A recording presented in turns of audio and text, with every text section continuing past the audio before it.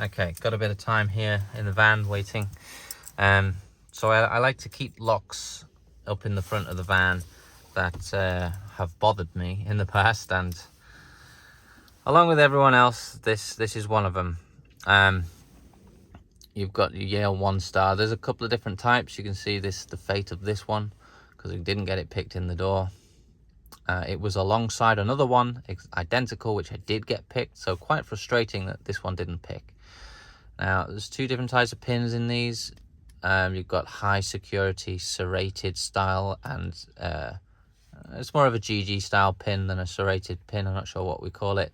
The key pins as well have the same security feature on them. So this makes for a very difficult pick. The other set of pins you could find in these are standard pins and spools like any other Yale. So you can identify this through the front of the keyway here. Pin 1 will typically have a little step at the bottom of it. If you see that, you know you've got the difficult one to deal with. They all snap the same, so security level.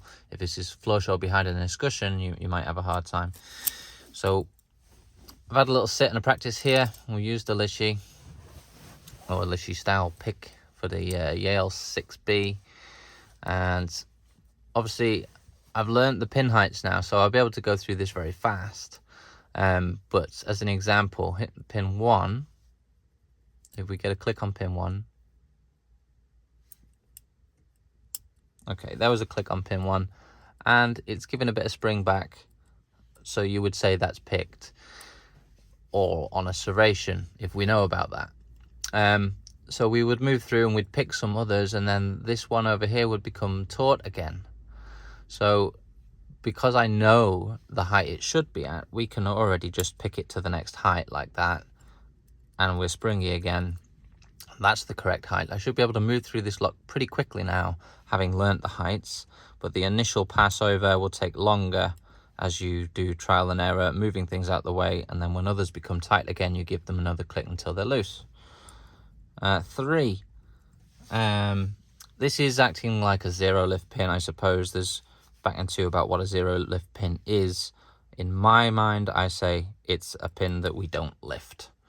On a key, it would be the deepest cut. So I don't know which way around it is. Correct me if I'm wrong. I would say that's a zero lift pin because I'm not going to lift it. So 4 is loose, 5 is tight. We'll give 5 a click. 6 the same, and 6 is clicked, but I know it needs to go another one. There we go. And same with 5, needs to go higher. So we got 5 there, but it needs to go another one, I'm sure. Okay, 5 is up there, done. 1, 2, 3, 6, and 5, so it must be 4. And there you go, lock open. Oh, sorry, hopefully I was in frame there. We can have a quick look at the pins in here. Hopefully in the van I don't make a mess of it. I'm not going to completely gut it, we're just going to have a quick look at the style of the pins.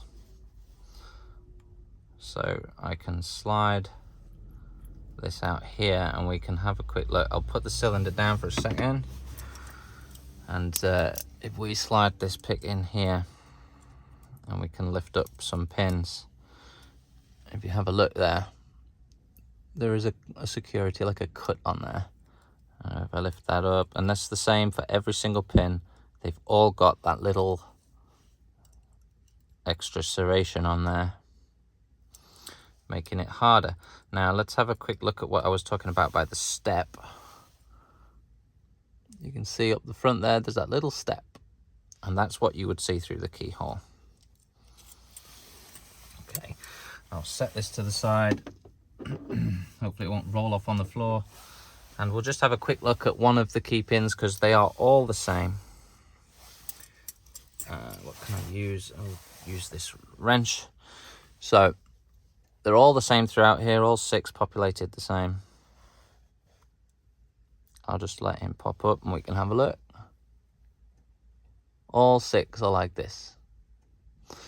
So if you're ever struggling with these locks, and I know a lot of people do, you may have one of these that you're dealing with.